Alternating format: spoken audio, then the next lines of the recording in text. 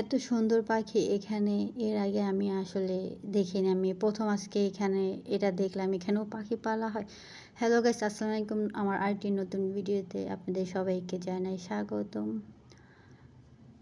আজকে আমি চলে আসছিলাম আমাদের গ্রাউন্ড ফ্লোরের আর একটি সুন্দর এরিয়ায়। এই এরিয়াতে এর আগে আমারও ভ্রমণ করা হয়নি, তাই আজকে চলে আসলাম। আর এখানে আসার পরে দেখলাম কি সুন্দর সুন্দর দুইটি পাখি, সাথে একটি কবুতর ছিল। আর তারা তাদের মতন সুন্দর খেলা করছিল। তো পাখিগুলো দেখে খুব সুন্দর ভালো লাগলো। আর এদের খুব যত্ন সহকারে দেখলাম পালা হয়। তাদের খাবারও দেওয়া হচ্ছে, খাবার দিয়েছে।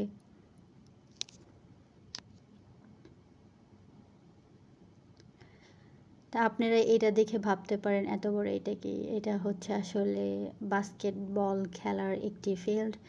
এখানে বাস্কেটবল খেলা হয়।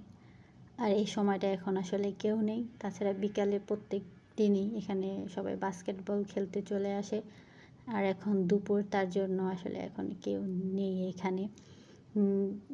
আর আমাদের এই বাস্কেটবলের ফিল্ড তৈরি করা হয়েছে গ্রাউন্ড ফ্লোরে। এইটা অনেক বিশাল বড় একটি ফিল্ড তৈরি করছে। আর এটা অনেক বড়, জানি না ভিডিওতে কতটা বড় দেখাচ্ছে, বাট এটা আসলে অনেক বড় ছিল। আর এটা গ্রাউন্ড ফ্লোরে ছিল।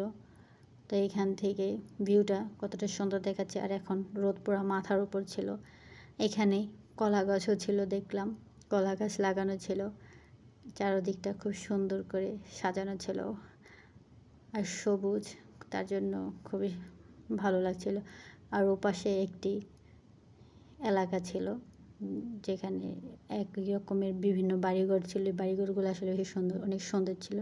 তাই হঠাৎই আমার আসলে এখানে একটা জিনিস খুবই চোখে পড়ে। চোখে পড়ার পরে আমি ভাবলাম এটাকে একটু মন্দিরের মতো লাগলো। আর এখানে দেখলাম 5 লিটার তেলের বোতল দেখা যাচ্ছিল, সাথে কলা, আপেল, এরকম বিভিন্ন ধরনের ফল এখানে দেখলাম সাজানো ছিল। তো দেখে বোঝা যাচ্ছে এটা মেবি চীনাদের কোনো মন্দির, ওরা মেবি এখানে পূজা টুজা করে। তো এটা দেখার পরে আসলে আমার খুব ভয় লাগলো, তাই আমি ভাবলাম এখান থেকে আমি চলে যাই। কারণ এটা দেখার পর আমার একটু ভয় ভয় লাগতেছিলো, ভুতুরে ভুতুরে লাগতেছিলো। আর এই সময়টা আসলে এখানে কেউ ছিল না, আর এখন দুপুরের সময়, তার জন্য আমি এখন এখান থেকে বের হয়ে যাব। তো হ্যালো গাইস, আমার ভিডিওটা আপনাদের সবাই কীরকম লেগেছে সবাই কমেন্টে অবশ্যই জানাবেন। আর আমার পাশে থাকবেন, লাইক কমেন্ট সাবস্ক্রাইব করবেন। ধন্যবাদ সবাইকে। আল্লাহ হাফেজ।